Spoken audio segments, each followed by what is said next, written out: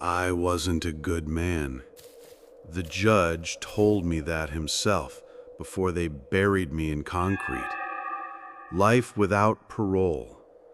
No chance of sunlight, no hope of visitors. Just stone walls that would watch me rot until there was nothing left. I accepted that death a long time ago. So when the guards pulled me out of my cell without a word, when they marched me down corridors where the lights buzzed like angry insects and the walls dripped with sweat, I thought maybe I was walking to execution. Instead, I was dragged into a cold room where she was waiting. Gray suit, hair tight against her head, pale as glass. Her eyes locked on me before I even sat down, and I felt stripped bare. "Do you want to rot here until your skin peels off your bones?" she asked, voice smooth and practiced. "Or do you want a chance?" She slid a folder across the table. Inside, images of a cave yawning into endless black, grainy stills of men in suits carrying gear through tunnels jagged like teeth. "The deepest ever discovered," she said. "The first expedition never returned. Something down there killed them. Biological, possibly sentient." "You're already dead," she whispered. "But if you go and survive, you walk free." I should have laughed. Instead, for the first time in over a decade, I felt my lungs drag in air like it mattered. "Fine," I said. "Strap me in." They woke me in a room I didn't recognize.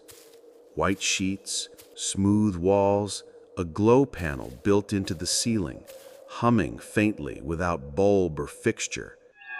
It had been years since I'd seen anything so clean. For a second, I wondered if I had died and this was some sterile afterlife.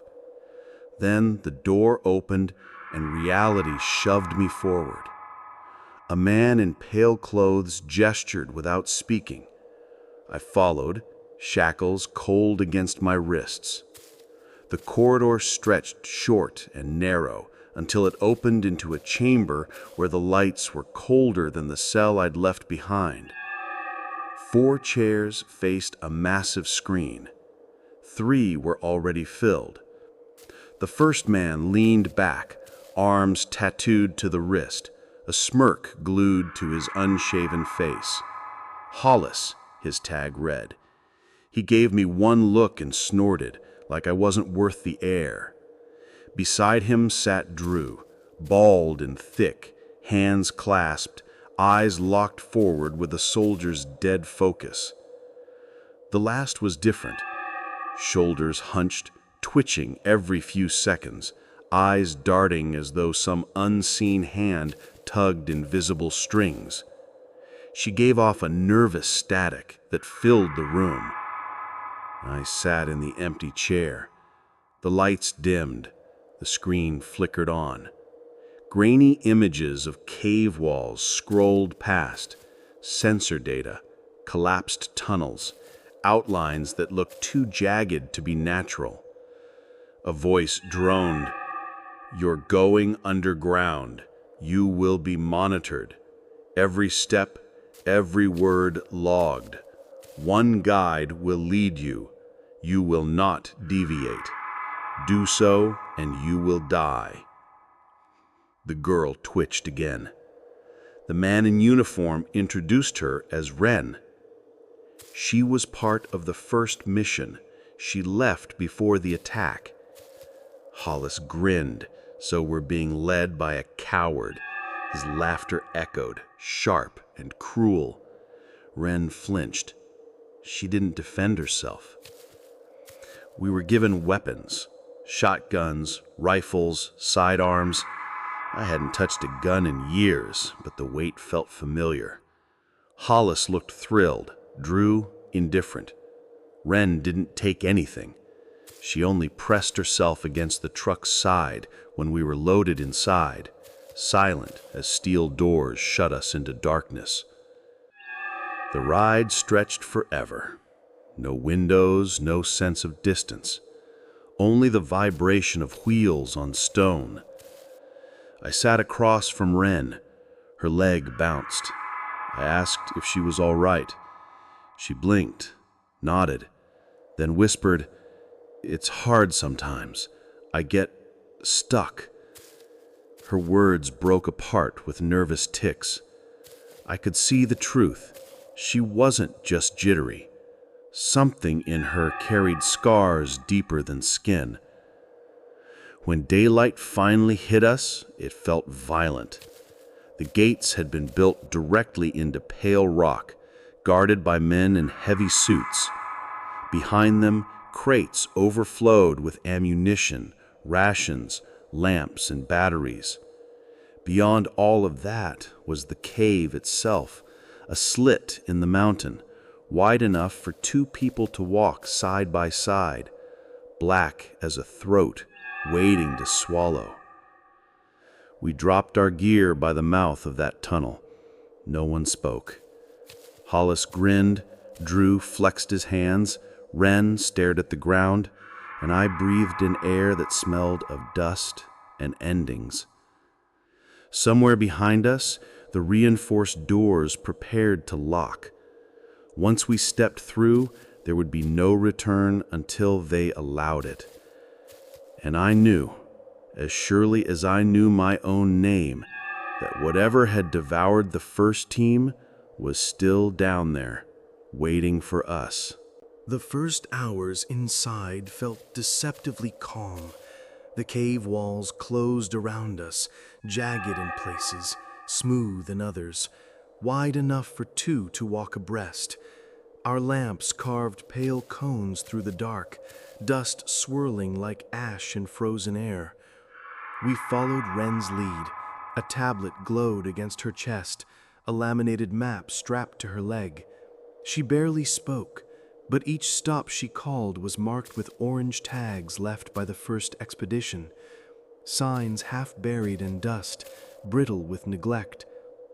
By nightfall, if time even meant anything underground, we settled in a wide chamber with flattened stone. Drew leaned against a slab and passed out almost immediately. Hollis chewed a ration bar and muttered curses at the silence. Wren approached me quietly. "I don't want to be near them," she said. Her eyes were wide, a twitch breaking her words. "I don't trust them." I didn't either. I told her we'd stick together. She nodded, exhaling like she'd been holding her breath since we entered. When we woke, the cave had shifted. The slope leveled out, and the tunnel expanded into a cathedral of stone. That was when we saw the trail. At first it looked like spilled metal, long silver lines fused into the rock, streams and splatters, some forming circular patches, others stretching overhead along the walls. Wren crouched, trembling. Tablet scans picked up heavy rhodium content here. It shouldn't exist like this. No one answered. We kept walking, the trails multiplying until they glimmered across every surface. Then came the sound. Sharp clicks, fast and deliberate, echoing from the tunnel behind us. The hairs on my arms rose. Hollis lifted his rifle, eyes lit with thrill. Drew readied his shotgun. Wren froze. It emerged without warning, rising from all fours into something taller than any man. Limbs twisted into serrated blades, skin glinting like molten chrome cooled in uneven patches. It didn't see us. It listened. The clicks were its language. Then Hollis laughed and pulled the trigger. Gunfire tore through the chamber, deafening in the confined stone. Shells clattered at our feet as muzzle flashes lit jagged walls like lightning in a storm. Hollis shouted. Drew joined in, the sound of their weapons colliding into madness. The creature didn't flinch. Bullets sparked off its body, clinking uselessly onto the floor. Then it moved, fast, too fast for something so massive. One swipe ripped Hollis off his feet. Another carved his chest open like wet paper. His scream cut off before it even echoed. Drew roared, firing until his weapon clicked empty, brass raining down in rivers. The thing pivoted toward him with fluid grace, blades twitching like insect legs. I ran. Instinct overrode everything. Wren bolted beside me, her body jerking with uncontrollable tics. The sounds of slaughter faded behind us, replaced by the clicking rhythm of the creature. It was blind. I realized that as we stumbled into narrower tunnels. Its head turned side to side, but its movements followed sound, not sight. I yanked Wren into a depression behind a jagged wall. "Stay quiet," I hissed. Her mouth twitched. Involuntary yelps threatened to escape. Sweat streamed down her face as she pressed both hands hard against her lips. The clicking grew louder, closer. I held my breath until my chest screamed. Then, mercifully, the sound drifted away. We moved on, slower, careful. The tunnels descended into new chambers. That was where we found the bodies. Environmental suits shredded and fused into dry gray skin. Hollow faces frozen in silent screams. Wren knelt beside one, whispered, "I knew her," before I pulled her up and dragged her away. No time for mourning. The slope steepened. Rocks scraped our hands as we slid down. The air shifted, hotter, damp with a metallic tang that clung to my tongue. We rounded a bend and saw it. A lake, not of water, but molten metal. Gold, silver, and blue bleeding together in a luminous swirl. Heat shimmered upward, yet didn't burn us. I stared in disbelief, wondering if physics itself had cracked open here. Then came the sound again. We ducked behind a ridge of stone. The creature entered the chamber, clicks echoing like a swarm of knives. Wren trembled violently. Her fingers dug into my arm, her eyes wide. I knew what she wanted to say. She couldn't hold it in much longer. If she made a sound, we were finished. I lifted the shotgun. She shook her head frantically. Silent pleas filled her gaze. Her mouth opened, but no sound came. For one moment, I thought she might hold. I fired. Her body fell, blood splashing stone. The creature descended, inspecting the corpse. It lifted her effortlessly, cradling her like a prize, and stepped into the molten lake. The surface swallowed both. Silence returned. I ran. Every chamber blurred together as I scrambled upward. Hollis lay torn apart. Drew bent unnaturally across rock. Their weapons lay useless beside them. My legs burned, my lungs tore, but I didn't stop until faint blue glow marked the reinforced entrance. 2 guards waited, faceless behind visors. They took my gun, stripped the body cam from my chest, and led me past checkpoints. Later, she sat across from me again. Same suit, same stillness. "We reviewed your footage," she said. "Documentation exceeded expectations." She closed the folder. "What happened to Wren was unfortunate, but you've done your part." She pushed travel documents across the table. A new name, a debit card, papers that said I was free. Outside, stone stretched empty in every direction. The facility shrank behind me, a shape dissolving into horizon. For the first time in years, I walked without chains. But every echo of my footsteps carried the memory of clicks, sharp and fast, waiting in the dark. Freedom had never felt heavier.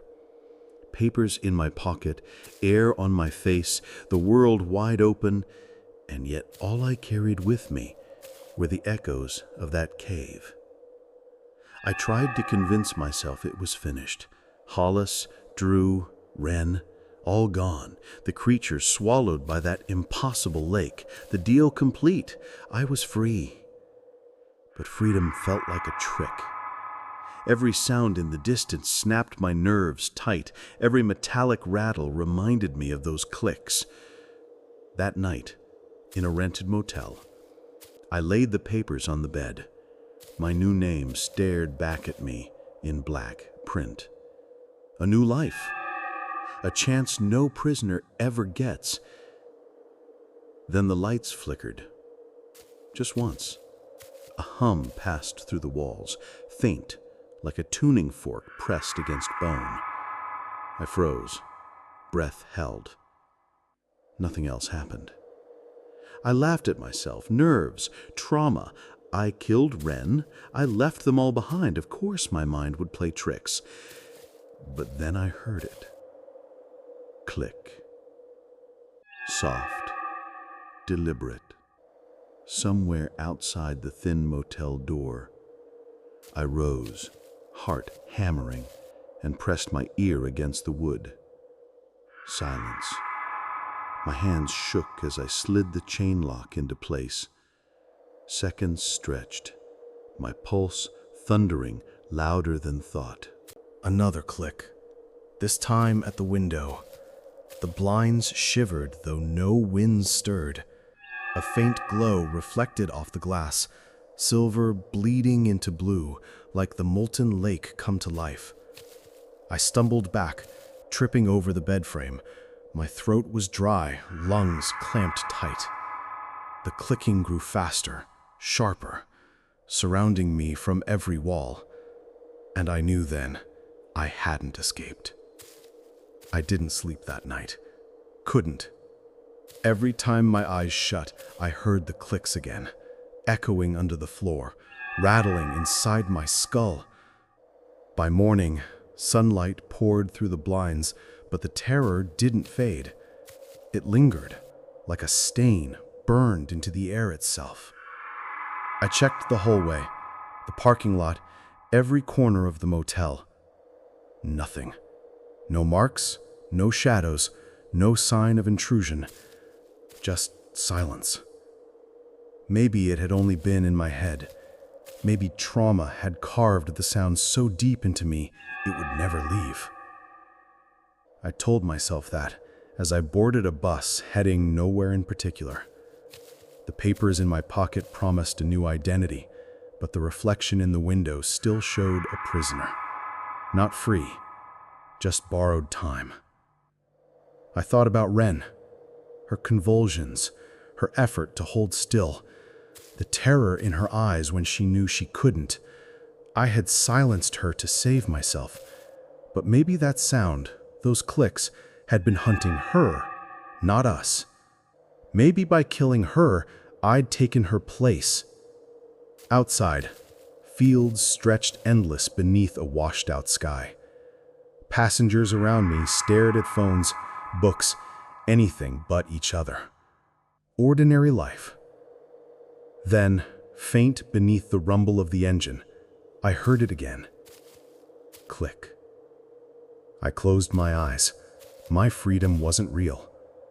I hadn't walked out of that cave. The cave had followed me. That was how it ended. At least, that's what I tell myself when I try to sleep. I walked free, yes, but I never escaped. The papers gave me a name. The card gave me money. But nothing could erase the sound. I hear it everywhere now, in the hiss of traffic, in the clatter of loose change, in the pause between my own heartbeats. The clicking waits, patient, hidden in silence. So if you ever find yourself near a cave mouth carved too deep into stone, and you hear a sound sharp as teeth tapping together, don't go closer. Don't even breathe. Because once it hears you, There is no freedom, only echoes.